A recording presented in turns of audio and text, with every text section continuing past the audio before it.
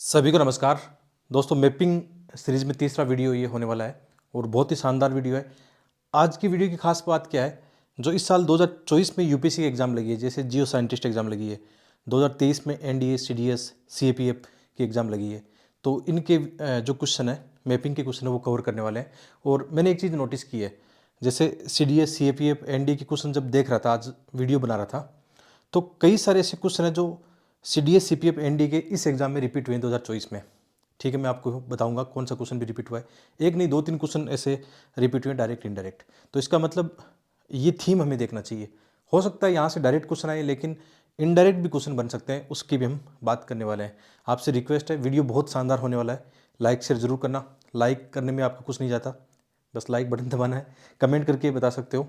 ठीक है, और जैसे साथ में आप हमें फॉलो कर सकते हो इंस्टाग्राम पे, और टेलीग्राम तो ज़रूर आपको फॉलो करना चाहिए। टेलीग्राम का नाम ये कई बच्चों को मिलता नहीं है टेलीग्राम, इस नाम से आप सर्च करना, या ये जो लिंक यहाँ पे है डिस्क्रिप्शन में भी लिंक लगा हुआ है। ये जो पीडीएफ फाइल है, पीपीटी जो है, कहाँ मिलेगी आपको? टेलीग्राम पे मिल जाएगी। चलो आगे बढ़ते हैं। यहाँ पे पहला क्वेश्चन लेते हैं, यहाँ पे साथ में क्वेश्चन भी रखें ताकि आपकी तैयारी बहुत अच्छी हो जाए। तो जैसे जो पहला क्वेश्चन है, यहाँ पे देखना आप कि कौन सा, जैसे ये क्वेश्चन 2 बार आ चुका है। जैसे अभी हम बात कर रहे थे ना कि एक जियो साइंटिस्ट में कौन सा क्वेश्चन आया था, विच of the following statement regarding mount Kilimanjaro. ठीक है, और ये यूपीएससी के एग्जाम में भी किलिमंजारो पहले पहले के ईयर में पूछा जा चुका है। ठीक है, तो किलिमंजारो के बारे में आपको बात करना है, जो अफ्रीका में है। कौन से कथन इसमें करेक्ट है, सही कथन है? एक तो ये क्वेश्चन आया था। जियो साइंटिस्ट का जो क्वेश्चन पेपर होता है केवल इंग्लिश में होता है।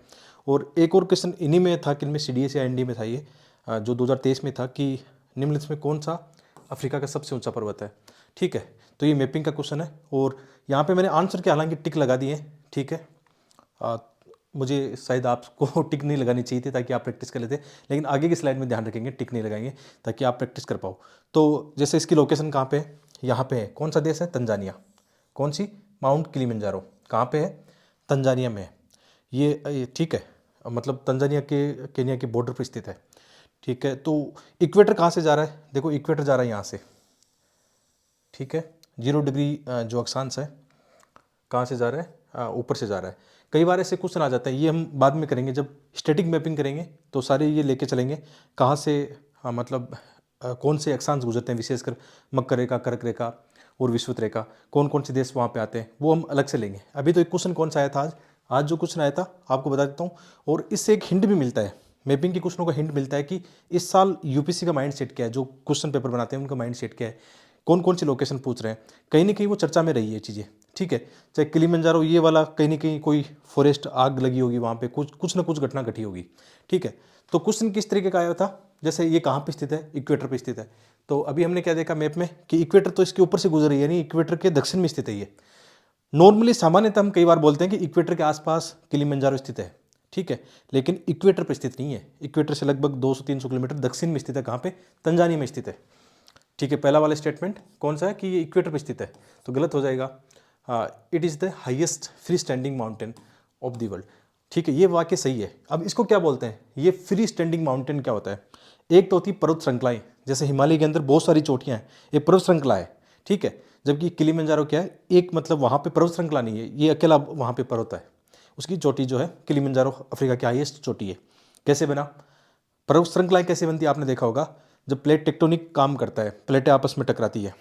ठीक है, जैसे हिमालय फोल्डिंग जो माउंटेन है, वलित पर्वत श्रृंखला है, इंडियन प्लेट यूरेशियन प्लेट के टकरा रही है, फोल्डेड वहाँ पे माउंटेन बन रहे हैं, लगातार बन रहे हैं। ठीक है, ऐसा ही क्या होता है, एक प्लेट सागरीय प्लेट होती है, एक स्तर प्लेट होती है, जब वो आपस में टकराती है, सागरीय प्लेट क्या करती है, सबडक्ट करती है, डूबती है, और उसके बाद में क्या, उस किनारे पर देखने को मिलेगी ज्वालामुखी पर्वत श्रृंखला देखने को मिलेगी, जैसे एंडीज है, रॉकी पर्वतमाला है।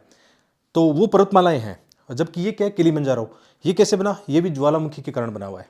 तो ये क्या है, यहाँ पे जो लिखा हुआ ना, it is the highest free standing mountain in the world. ठीक है, ये बात सही है, तो इसका सेकंड स्टेटमेंट सही होगा। और ये तो बिल्कुल सही है कि कौन सा इनमें से अफ्रीका का सबसे ऊंचा पर्वत है, किलिमंजारो। बहुत आसान है, लेकिन कई बार यूपीएससी में आसान क्वेश्चन भी आते हैं, आपने देखा होगा, बहुत ही सिंपल सिंपल क्वेश्चन आ जाते हैं। ठीक है, ये दोनों क्वेश्चन 2023 की यूपीएससी के एग्जाम में आए हुए हैं, इंपॉर्टेंट है, तो इनको देख लेना चाहिए। जब बाद में जब हम पढ़ेंगे, अभी 2-3 दिन के बाद में क्या कर रहा हूँ, अभी ये शुरुआती वीडियो है, ये वीडियो क्यों बना रहा हूँ, ताकि आप मैपिंग के प्रति आपका इंटरेस्ट जग जाए, और ये भी आपको पता लग जाएगा कि यार ये तो क्वेश्चन आ रहे हैं लगातार इसी थीम पे आ रहे हैं, इसलिए मैं आपको एक बार छोटे छोटे प्यारे प्यारे क्वेश्चन दे रहा हूँ सिंपल तरीके से। और मैं खुद भी अभी 10-15 साल 20 सालों के यूपीएससी के क्वेश्चन देख रहा हूँ कि मैपिंग के किस टाइप के क्वेश्चन बन सकते हैं, वहाँ से रिसर्च कर रहा हूँ ताकि एक्स्ट्रा टाइम नहीं लगे। और उसके बाद में क्या होगा, हम शुरू करेंगे जैसे उत्तरी अमेरिका महाद्वीप लेंगे, उसकी जितनी भी सब कुछ जो है नेचुरल फिनोमेना, वहाँ की जो भी मतलब पहाड़ियाँ हैं, झीलें हैं, नदियाँ हैं। जैसे अफ्रीका जब पढ़ेंगे तो अफ्रीका की सब पढ़ेंगे कि कहाँ से इसके कर्क गुजरता है, कहाँ से मक्कर रेखा, कहाँ से विषुवत रेखा इससे गुजरती है, कि किन किन देशों से गुजरती है। ठीक है, ये सब हम देखने वाले हैं। और इसकी कौन सी सबसे हाईएस्ट पीक है, कौन सी इसकी सबसे बड़ी नदी है, ये सब हम स्टैटिक में लेके आएंगे। 10 वीडियो के लगभग स्टैटिक के बनेंगे। उत्तरी अमेरिका महाद्वीप का अकेला, दक्षिण America, Africa, Asia, Australia, Europe, ऐसे करके हम सब पढ़ने वाले हैं। चिंता मत करना, आप जब मैपिंग हाथ में ले लिया है तो इसको पूरा करके ही जाएंगे, ठीक है, क्योंकि 10-15 क्वेश्चन अपनी रेंज में आने वाले हैं। तो ये चीज़ें हैं, बाकी डिटेल तो यहाँ पे लिखी गई है, क्वेश्चन भी आपने देख लिए, इस हिसाब से काम आ सकता है, ठीक है। तो ये चीज़ है। और ये भी चीज़ इस समय आपका मतलब सही चल रहा होगा। एक क्वेश्चन आप लोगों को आ रहा था कि सर जो PT 365 है विजन वाली, वो मार्केट में आ गई है, तो बिल्कुल आ गई है, वहाँ पे फोटोकॉपी 100 पर आसानी से मिल रही है। और विजन की अभी टेस्ट सीरीज भी 25-30 के आसपास आ गई है। तो आपको मैं रिकमेंड करना चाहूँगा राजेश बुक स्टोर, अपने साथ कई सालों से जुड़े हैं, बहुत ही ट्रस्टेबल है, ठीक है, आप उनसे मंगा सकते हो। जो भी इस समय जो भी आपको टेस्ट सीरीज चाहिए, किसी भी कोचिंग की चाहिए आपको टेस्ट सीरीज, इस समय मार्केट में फोटोकॉपी मिलती है 20-30 रुपये 40 रुपये की, जो वो मंगा सकते हो। और PT 365 भी आ चुकी है। इसके अलावा जैसे अपनी जितनी भी किताबें हैं जो हमने लॉन्च की है, किताबें कई बार बच्चों को नहीं मिल पाती है, ठीक है, तो आप उनसे मंगा सकते हो। वहाँ पे हमारे कोलोब्रेशन के साथ में हुआ है, तो सभी किताबें वहाँ पे भी मिलती है। यदि आप वहाँ पे रहते हो, दिल्ली में रहते हो, तो उनसे किताबें ऑफलाइन भी ले सकते हो। आप कहीं भी भारत में कहीं भी मंगाना चाहते हो तो मंगा सकते हो। या साइड में उनके नंबर, कॉन्टैक्ट नंबर दिए गए हैं, बिल्कुल कॉल करना, अपने चैनल का रेफरेंस देना, ठीक है, कोई दिक्कत नहीं आने वाली है। आपके साथ कोई भी ऐसी दिक्कत आती है जो मैं चीज़ रिकमेंड करता हूँ, तो आप कमेंट में बता दिया करो कि हाँ आपके साथ सही हुआ या नहीं हुआ। वैसे सही है, 2-3 सालों से आप लगातार जानते हो उनको, ठीक है। और डिस्क्रिप्शन में चेक करना, उनके फ़ोन नंबर दिए गए हैं, उनको कॉन्टैक्ट करके आप जानकारी ले सकते हो, जो भी आपको कंटेंट चाहिए ऑप्शनल सब्जेक्ट का, GS का, कुछ भी, ठीक है। आगे बढ़ते हैं। तो सेकंड स्लाइड और क्वेश्चन देखते हैं कौन सा आया हुआ है। यहाँ पे है अरल सी के बारे में क्वेश्चन आया हुआ है। और इसके बारे में, अरल सागर के बारे में क्वेश्चन यूपीएससी में 2017-18 के आसपास आया था कि कौन से सागर, झील वगैरह सूख रहे हैं, क्या ऐसी घटनाएं घट रही है। और ये क्वेश्चन इस साल 2024 इसी एग्जाम में जो आया है, ठीक है। अरल सी कहाँ पे, लोकेशन देखो, किन दो देशों के बीच में, तो यहाँ पे कजाकिस्तान और उज्बेकिस्तान। अब देखो लगातार इसी थीम पे क्वेश्चन आ रहे हैं। पहले अफगानिस्तान का क्वेश्चन आया था यूपीएससी वाले एग्जाम में 22 के आसपास, कि अफगानिस्तान के साथ नेबरिंग कंट्रीज कौन सी है। कैस्पियन सागर के साथ कई बार पूछा जा चुका है, काला सागर, भूमध्य सागर, यही थीम है। तो इनको भी हम अलग से लेंगे कभी, ठीक है। जो कैस्पियन सागर है, काला सागर, इनकी अलग थीम लेके चलेंगे। अभी बात करें अरल सागर की, तो यहाँ पे लोकेशन देख लो कहाँ पे इसकी, तो ये इसकी लोकेशन है। ये सूख गया लगभग अब। सूखने की घटना ऐसे बताते हैं कि जो इसमें आके नदियाँ भी गिरती है, कुछ 2 नदियों का नाम कई बार वो पूछ लेते हैं, कौन सी नदी है, अमू दरिया और सिर दरिया, ठीक है। और यहाँ पे ऐसा कहते हैं कि कुछ तो क्लाइमेट चेंज के कारण घटना घटी है, और कुछ जो सिंचाई के कारण यहाँ का जो वाटर काफ़ी इस्तेमाल कर लिया गया है, इसके कारण ये जो है काफ़ी इसके सूखने की नौबत आ गई है। तो ये कहाँ पे स्थित है, ये एक मतलब सेलाइन लेक है, और ये सेंट्रल एशिया में कहाँ पे, कजाकिस्तान और उज्बेकिस्तान के बीच में स्थित है, उनके बॉर्डर दोनों में स्थित है, आप कह सकते हो। और एक समय ये वर्ल्ड का 4th लार्जेस्ट इनलैंड बॉडी, तो वाटर बॉडी था। लेकिन 1960 के बाद में यहाँ क्या हुआ, जो इरिगेशन सिंचाई जो प्लान हुए थे, उसकी वजह से क्या हुआ, यहाँ पे सूखने की नौबत आ गई। तो अरल सागर को अमूर दरिया और सिर दरिया नदियों से पानी मिलता है। कई बार यही आ जाता है कि नदियाँ कहाँ गिरती है, कहाँ से निकलती है, ऐसे क्वेश्चन आ जाते हैं। तो ये आप आराम से इसको लोकेशन देखना। और सिंपल सा क्वेश्चन आया हुआ था कि जो अरल सी है सेंट्रल एशिया में कहाँ पर स्थित है, मतलब किन 2 देशों के बीच में स्थित है। तो बहुत ही आसान क्वेश्चन था। आसान तब है जब मैपिंग करते हैं, अदरवाइज तो फिर कजाकिस्तान, तुर्कमेनिस्तान, किर्गिस्तान सब कन्फ्यूज करते हैं। लेकिन आसान कब है जब मैपिंग करते हो, ठीक है। इनको बार बार रिवीजन करना है। जब टेलीग्राम पे PDF शेयर करता हूँ तो ऐसे शेयर नहीं करता हूँ, बहुत मेहनत लगती है। इस छोटी सी PDF को बनाने में 2-2.5 घंटे लग जाते हैं, ठीक है। और मेरी तो अच्छी हो रही है मैपिंग, मैं एग्जाम में आपके साथ बैठूंगा तो मेरी तो अच्छी मैपिंग हो रही है, अच्छी प्रैक्टिस हो रही है। और मैंने ये सोच लिया कि मैं सिलेक्टिव पढ़ने वाला हूँ, और जो पढ़ रहा हूँ अभी आपको जो पढ़ा रहा हूँ, ठीक है। मेरा घंटे 2 घंटे भी ज्योग्राफी में जा रहे हैं, तो यहाँ से मेरे 10-12-15 क्वेश्चन मेरी रेंज में आएंगे, ठीक है। ऐसे संविधान के मेरे 10-15 क्वेश्चन रेंज में आएंगे। ऐसे कर करके मतलब अपने एक टारगेट तक पहुँच सकते हैं आसानी से, बहुत ही अच्छे आत्मविश्वास के साथ में, ठीक है। तो ये मेरा मानना है कि आप थोड़ा मेहनत करो, मेहनत को बढ़ाओ, और कंटेंट यहाँ पे आपको अच्छा मिल रहा है, ठीक है। रिवीजन करना है इनको। नेक्स्ट देखते हैं, ये बहुत अच्छा है, और ये 2 एग्जामों में देखने को मिल रहा है इस साल, ठीक है।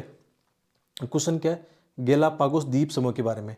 ये पुराने समय में जहाँ तक मुझे याद है यूपीसी में भी पूछा जा चुका है, मुझे श्योर तो नहीं हूँ यूपीसी प्री सीएससी प्री में, लेकिन अदर एग्जाम में बहुत ज़्यादा पूछा जा चुका है। और इस साल तो ये अभी जो एग्जाम की बात कर रहे हैं कौन सी, एक तो यूपीसी की जियो साइंटिस्ट अभी फरवरी 2024 में हुई थी, और सीडीएस सीपीएफ इनमें भी ये क्वेश्चन आया है।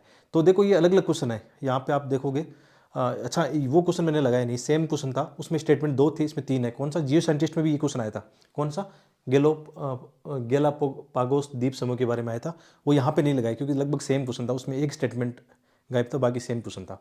तो मतलब 2 एग्जामों में क्वेश्चन आया, ये यूपीसी की लगातार एग्जाम हुई थी उनमें। तो ये अच्छी बात है कि सही तरीके से पढ़ोगे तो आपका काम आसान हो जाएगा। तो थोड़ा सा जान लेते हैं इसके बारे में। कहाँ पे इसकी सबसे पहले लोकेशन, ये ज़रूर इक्वेटर के आसपास है, बिल्कुल मतलब इक्वेटर के आसपास है। और इस पे किस देश का अधिकार है, इक्वाडोर जो देश है उसका अधिकार है, ठीक है। और कई बार ऐसे क्वेश्चन आएंगे कि जैसे विषुवत जो रेखा है वो दक्षिण अमेरिका के कितने देशों से गुजरता है, वो बाद में देखेंगे, ठीक है। तो ये जो है गैलापागोस द्वीप समूह कहाँ पे, ये प्रशांत महासागर में है, ठीक है। और इक्वेडर से लगभग कितना 800-900 किलोमीटर, कितना 600 मील है वहाँ पे, ठीक है, दूर स्थित है। किस देश का अधिकार है, इक्वेडोर का अधिकार है, ठीक है। तो इसमें ऑप्शन देखना कि ये वे ज्वालामुखी सक्रियता के कारण बने, बिल्कुल सही बात है, ये ज्वालामुखी की मतलब द्वीप बने हुए हैं। और दूसरा है ये दक्षिण अमेरिका के पेरू के भाग है, तो ये स्टेटमेंट गलत हो जाएगा, वे प्रशांत महासागर में स्थित है, तो यहाँ पे 1 और 3 स्टेटमेंट सही हो जाएंगे, ठीक है। देखो आसान है बहुत ही। और जो डिटेल आपको चाहिए कि ये कहाँ पे है, ये मतलब जो है जो वोल्केनिक आइसलैंड है पैसिफिक ओशन में, उसका एक पार्ट है। प्रशांत महासागर में जो ज्वालामुखी द्वीप है उसका एक एग्जाम्पल है। और ये इक्वाडोर से कितनी दूर है, लगभग 600 मील वहाँ से दूर स्थित है। और इसका अधिकार किसका है, किस देश का अधिकार है, इस पर इक्वाडोर का मतलब एक प्रांत है ये। और यहाँ पे मतलब इसका जो नाम, जो गैलापागोस द्वीप समूह पड़ा है, कछुए की जो प्रजाति ऐसा माना जाता है उसके हिसाब से इसका नाम पड़ा है। और यहाँ पे बहुत सारी इंडेमिक जो प्रजातियाँ हैं, ठीक है, वो पाई जाती है। बहुत ज़्यादा यहाँ पे विविधता है, विविधता के लिए जाना जाता है। आप गूगल करना, बहुत सारे जीव जंतुओं के बारे में आप और जानकारी ले सकते हो सकता है जो क्वेश्चन यूपीसी अपनी सीएससी प्री में आए, डीप में आ सकते थोड़ा और ज़्यादा, बाकी मैपिंग के हिसाब से आप ऐसा देख सकते हो, ठीक है। ये क्वेश्चन आ रहे हैं, कंटिन्यूसली आ रहे हैं, तो आपको ये नहीं आएगा तो कोई और आएगा। ध्यान रखना है कि कहीं ना कहीं क्वेश्चन जो बन रहे हैं मैपिंग के, कोई ना कोई चर्चा में रहा है, करंट अफेयर में रहा है, या कोई और कुछ वहाँ पे हो सकता है, कोई वोल्केनो कहीं ना कहीं अर्थक्वेक की घटना घटी है। तो जो क्वेश्चन आएंगे करंट अफेयर से जोड़ के आएंगे, ठीक है, स्टैटिक दोनों ऐसे क्वेश्चन आते हैं। आगे बढ़ते हैं, ठीक है। ये जो अपने कई बच्चों को पता नहीं है, अपने बहुत सारी जो ई बुक और पीडीएफ फाइल हैं, बहुत ही छोटे छोटे नोट्स हैं, बहुत सारे मॉक टेस्ट हैं, तो ये लिंक डिस्क्रिप्शन में भी दिए गए हैं, आप आराम से डाउनलोड करना और पढ़ाई करना आराम से। छोटी छोटी चीज़ें, आप चैनल को भी सपोर्ट कर सकते हो, इससे बहुत सपोर्ट मिलता है, ठीक है। हैंड रिटन नोट्स भी है यहाँ पे, सब आप देख सकते हो उनके लिंक वगैरह, ठीक है। नेक्स्ट क्वेश्चन देखते हैं। ये प्राइम मेरिडियन के बारे में, यानी जो अपना ग्रीनविच रेखा है, 0 डिग्री इसको क्या बोलेंगे, देशांतर जो है, आपने देखा होगा कहाँ से, ये लंदन से गुजरता है। तो कई बार हम देखते नहीं किन किन देशों से गुजरता है, और ये बहुत ही सिंपल क्वेश्चन आया है। तो जो ग्रीनविच रेखा है कितने देशों से गुजरती है, ये लगभग 8 देशों से गुजरती है, ठीक है, 8 देशों से गुजरती है। कौन कौन से देश हैं, यहाँ पे यूनाइटेड किंगडम है, फ्रांस है, स्पेन है, अल्जीरिया है, माली, बुर्किना फासो और टोगो एंड घाना, ठीक है। क्वेश्चन थोड़ा ट्रिकी है, इसका जवाब आपको देना है, कमेंट करके बताना इसका जवाब क्या होगा। मैं भी थोड़ा सा इसमें कंफ्यूज कर रहा हूँ, आप सब मिलकर आंसर देखो, शायद सही आंसर निकल के आएगा, ठीक है। क्वेश्चन क्या है कि कहाँ से ये 0 डिग्री जो लॉन्गिट्यूड है गुजरता है, गुजरता नहीं है, मतलब इनमें से किस में से ये नहीं गुजरता है, ठीक है। कौन सा ऐसे देश है जहाँ से 0 डिग्री जो लॉन्गिट्यूड है नहीं गुजरता है, क्वेश्चन ध्यान से पढ़ना, नहीं गुजरता है, ठीक है। आपको सही आंसर इसका चूज करना है। तो हमने ये देखा इंग्लैंड से गुजरता है, फ्रांस से भी गुजरता है, क्योंकि देखो यूनाइटेड किंगडम यहाँ पे दे रखा है, ठीक है, फ्रांस भी दे रखा है, और ये तो श्योर है कि पुर्तगाल से नहीं गुजरता है, श्योर है, क्योंकि पुर्तगाल थोड़ा साइड में हो गया, ठीक है। अब यहाँ पे कंफ्यूज ये कर रहा है स्कॉटलैंड, क्योंकि स्कॉटलैंड किसका पार्ट है, यूके का पार्ट है, ठीक है। तो यूके को मानते हैं कि यूके से गुजरता है, तो स्कॉटलैंड से भी गुजरता है, लेकिन आप मैप में देखोगे तो इंग्लैंड से गुजरता है, ठीक है, लेकिन यूके का पार्ट इंग्लैंड भी है, स्कॉटलैंड भी है, वेल्स भी है, ठीक है। तो इसका जवाब आप बताना कि इसको स्कॉटलैंड को इसमें शामिल करेंगे नहीं करेंगे।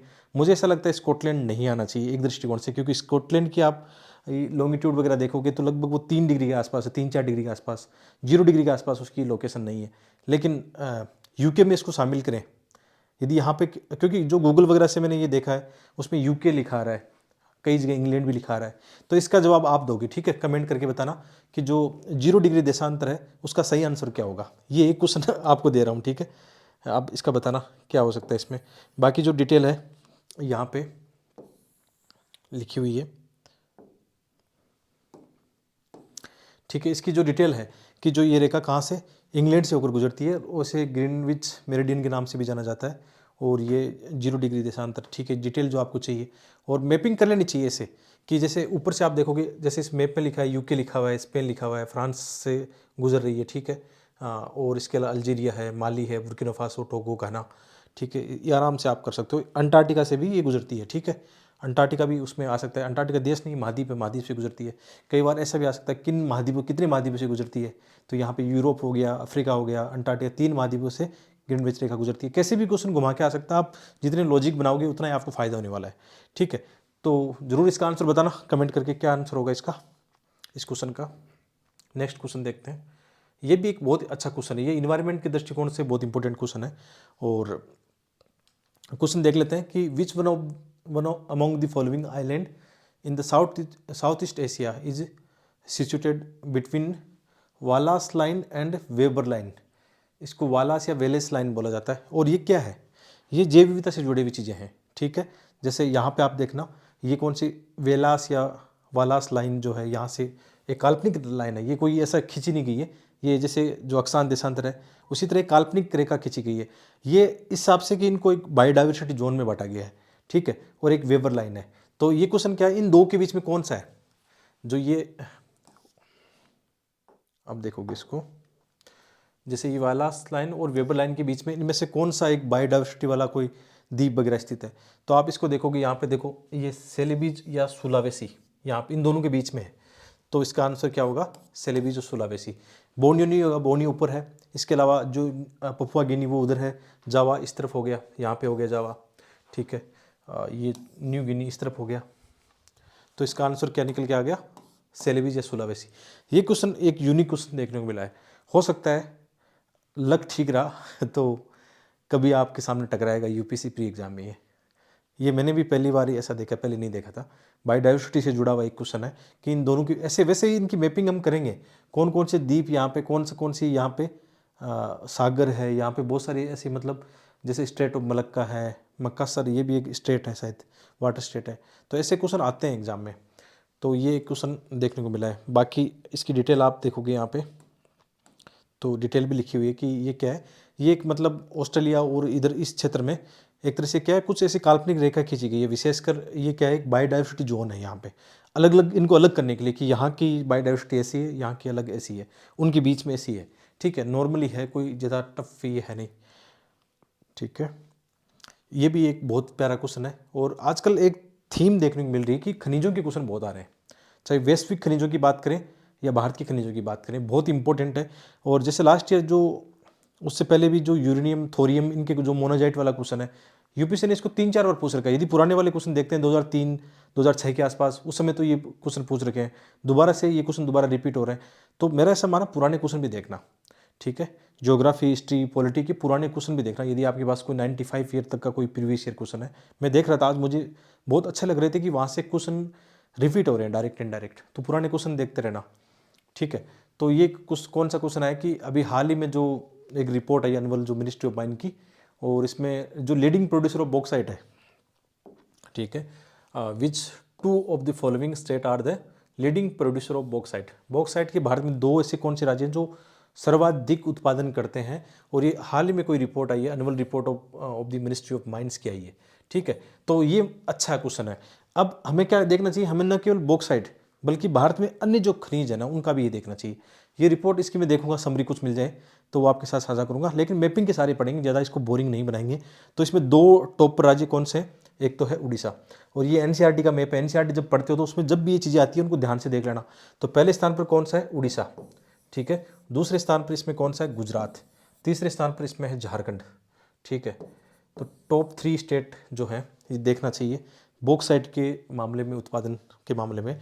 तो यहाँ पे रिपोर्ट भी आई कि भारत में लगभग कितना होता है, 22.49 मिलियन टन भारत में 2021-20 में ये हुआ था। थोड़ा सा गिरावट आई है। कौन कौन इसमें, जैसे नाल्को है, बहुत सारी ऐसी कंपनियां जो काम कर रही है, और इनकी बात करें तो उड़ीसा इसमें टॉप पर है, लगभग भारत का 73% ये प्रोडक्शन करता है बॉक्साइट का। इसके अलावा दूसरे स्थान पर गुजरात दे रखा है, तीसरे स्थान पर यहाँ पे झारखंड है, चौथे स्थान पर यहाँ पे क्या है, छत्तीसगढ़ है, बाद में महाराष्ट्र है और मध्य प्रदेश है। तो मोटा मोटी आपको ये पता होना चाहिए कि भारत के अंदर बॉक्साइट कहाँ होता है, ठीक है।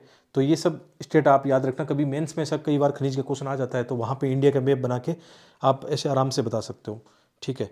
तो बॉक्साइट आप देखोगे तो भारत में कहाँ कहाँ होता है, उड़ीसा में होता है, गुजरात में होता है, झारखंड है, छत्तीसगढ़ है, महाराष्ट्र है, ठीक है, महाराष्ट्र में है, एमपी में है, ठीक है।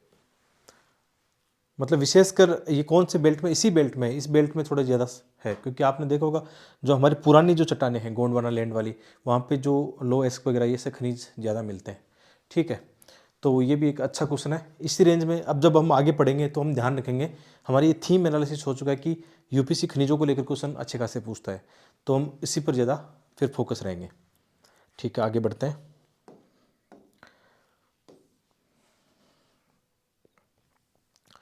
एक और ये क्वेश्चन था इसी में, जियो साइंटिस्ट वाले में, जो टाइगर रिजर्व है उनको लेकर क्वेश्चन पूछा गया। इनमें से पूछा गया कि इनमें से राजस्थान में कौन सा नहीं है, which of the following tiger reserve is or are not situated in the state of Rajasthan. Rajasthan में इनमें से कौन सा नहीं है। तो राजस्थान की जो इन्वायरमेंट की जो साइट है वहाँ से ये स्लाइड निकाली है आपके लिए। तो आप इसमें देखना, राजस्थान में रणथंभौर टाइगर रिजर्व है, सरिस्का है, मुकुंदरा हिल्स है, रामगढ़ विषधारी टाइगर रिजर्व है, इसके अलावा धौलपुर करौली टाइगर रिजर्व है। ये शायद इसको अभी दर्जा दिया गया नहीं दिया, मैं श्योर नहीं हूँ, लेकिन जो राजस्थान की जो इन्वायरमेंट की वेबसाइट है वहाँ से ये सरणी निकाली है, ठीक है। और इनकी लोकेशन आप मैप में देखना चाहो, जैसे ये तो आपको देखा होगा आपने, रणथंभौर कई बार चर्चा में रहता है, ठीक है। रणथंभौर यहाँ पे है, इसके अलावा सरिस्का अलवर ज़िले में यहाँ पे है, और इसके अलावा मुकुंदरा हिल्स टाइगर रिजर्व है। इनमें से आ सकता है, क्योंकि ऐसी लोकेशन के क्वेश्चन पहले भी पूछे हैं राजस्थान से जुड़ा, आपने पहले भी देखा होगा, जैसे डीडवाना जो खारे पानी की झील है उसका क्वेश्चन आ गया था अभी रिसेंटली, 1-2 साल पहले आया था। तो ऐसे क्वेश्चन आ सकते हैं। तो रणथंभौर आपको पता होना चाहिए राजस्थान में, सरिस्का कहाँ पे, अलवर में, ये भी एक टाइगर रिजर्व है। इसके अलावा मुकुंदरा हिल टाइगर रिजर्व कहाँ पे, कोटा बूंदी में, कोटा बूंदी झालावाड़ चित्तौड़गढ़, ये इस रेंज में है, ठीक है। मुकुंदरा जो है, मुकुंदरा हिल्स टाइगर रिजर्व है। इसके अलावा रामगढ़ विषधारी टाइगर रिजर्व कहाँ पे, ये भी कोटा बूंदी की तरफ है, इस तरफ है, रामगढ़ विषधारी इस तरफ है। और एक धौलपुर करौली टाइगर रिजर्व है, इस तरफ है, ठीक है, धौलपुर करौली वाला। तो ऐसे मैपिंग आपको जरूर देखनी चाहिए। और क्वेश्चन जो आया था आप आराम से आप हैंडल कर सकते हो। ये दोनों राजस्थान में है, ठीक है, ये नहीं है दोनों। तो इसमें कौन सा पूछा, नहीं वाला पूछा ना, 3 और 4, ठीक है। तो ये देखना आपका थोड़ा सा होमवर्क है कि ये कावल और बहादरा जो है ये देखना है कहाँ पर है फिर, ठीक है। ये आपने लोकेशन आराम से कर लिया इसको,